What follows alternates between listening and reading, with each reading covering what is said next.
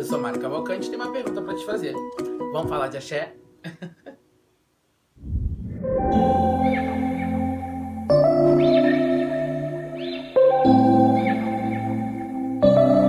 E hoje nós iremos falar sobre aquilo que é uma questão para muita gente. E aí, você é espírita? Antes de responder essa pergunta, eu vou fazer o que todo youtuber faz. Pessoal, por favor, vocês precisam me ajudar. Compartilhar, curtir e ativar o sininho para toda vez que tiver um vídeo novo aqui, você ficar sabendo, beleza?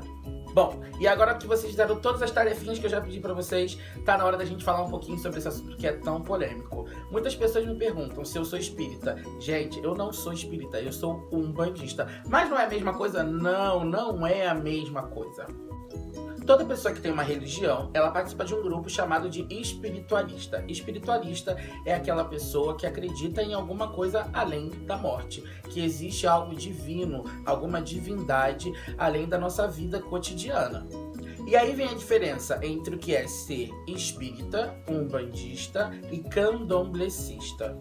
Eu não vou me aprofundar muito sobre a história de cada religião aqui. O que eu vou falar é dar uma pincelada como eu sempre faço. E caso você tenha alguma dúvida, você pode ir direto para o seu dirigente espiritual e perguntar um pouquinho mais sobre a sua religião para ele. Espiritismo. O espiritismo, ele foi difundido através de Allan Kardec e aí ele se manifesta da seguinte forma: são centros, né, são espaços onde tem uma mesa branca, os médiuns sentam e recebem as entidades ou ouvem as entidades e transmitem a mensagem que aquela entidade quer passar para as pessoas. São espíritos de pessoas que já estiveram na Terra, estão mais evoluídos e querem passar alguma informação para as pessoas, ou espíritos de algumas pessoas que já se foram e precisam se comunicar com seus familiares. Isso tudo, gente, eu tô passando muito por cima. Caso você tenha alguma dúvida, você também pode perguntar a alguém que seja da religião, ou você pode pesquisar nos principais livros que alicerçam essa religião, que são os livros, o Livro dos Espíritos, o Livro dos Médiuns e o Evangelho segundo o Espiritismo. Em centros espíritas não tem pontos que louvam caboclos, pretos velhos, orixás. Eles simplesmente estudam e é basicamente uma filosofia de vida, entendida como uma religião, mas muitos deles entendem como uma filosofia de vida. Essa religião ou filosofia de vida, ela também é muito antiga, ela vem lá do século XIX. Candomblé. Religião brasileira que tem raízes na África, ou seja, religião de matriz africana. Essa religião, ela chega pra gente através dos escravos. A forma que ela se apresenta pra gente, hoje em dia, não é a mesma forma que ela se apresenta na África. Por quê? Os orixás, eles vêm de regiões diferentes da África, assim como os escravos quando chegaram aqui no Brasil. Na época, cada negro trazia a sua cultura de cada região diferente da África. E aí o seu orixá e a forma de cultuar esse orixá é diferente.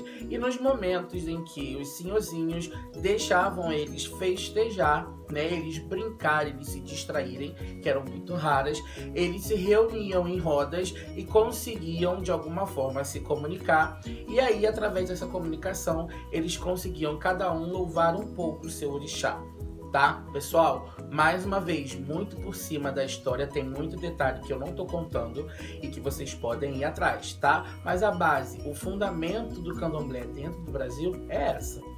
E a Umbanda? Ah, é a nossa amada Umbanda. A Umbanda, ela é uma religião brasileira também. Ela tem matrizes africanas porque ela bebe em algumas águas do candomblé. Mas a Umbanda foi apresentada pra gente através do espírito do caboclo das 7 encruzilhadas, lá em 1908, através do médium Zélio Fernandino de Moraes, que até então não sabia que era médium. E aí ele foi até um centro de mesa branca para saber o que estava acontecendo, porque de vez em quando ele se apresentava como um caboclo e porque de vez em quando ele se apresentava como um preto velho, né? E quando esse espírito chegou no terreiro de Mesa Branca, ele não foi bem recebido. Daí então, o caboclo das 7